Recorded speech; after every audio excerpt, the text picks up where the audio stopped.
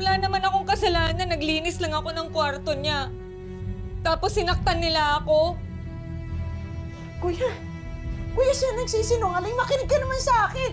Paano tayo magkakaayos kung siya lang ang pakikinggan mo? Tumahimik ka, Alma!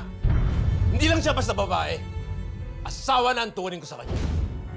At saka kung gustong magkasundo tayo, huwag na huwag mong sasaktan si Dolores. Kung hindi, sasaktan din kita. Patay ang mga ampun mo! Kuya, nakikisama naman kami katulad ng pinag-usapan natin, ha?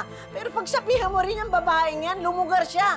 Bigyan din niya kami ng respeto at huwag siyang papasok sa kwarto namin at magtatapon ng gamit ko. Dinidiktahan mo ba ang pamambalakad ko sa bahay na to kung tama o mali? Hindi ba nag-usap na tayo? Nakikitala ka lang dito. Ako pa rin ang masusunod dito. Kaya kung ako sa'yo, manahimik ka na lang sa bahay na to. Sundin mo ang batas ko!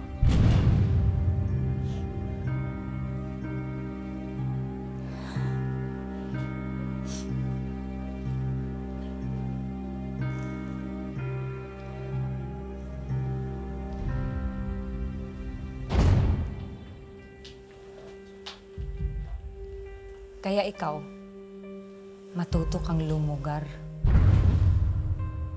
Ang tanda-tanda mo na. Wala ka pa rin pinagkatandaan? Bastos ka. Bastos ka.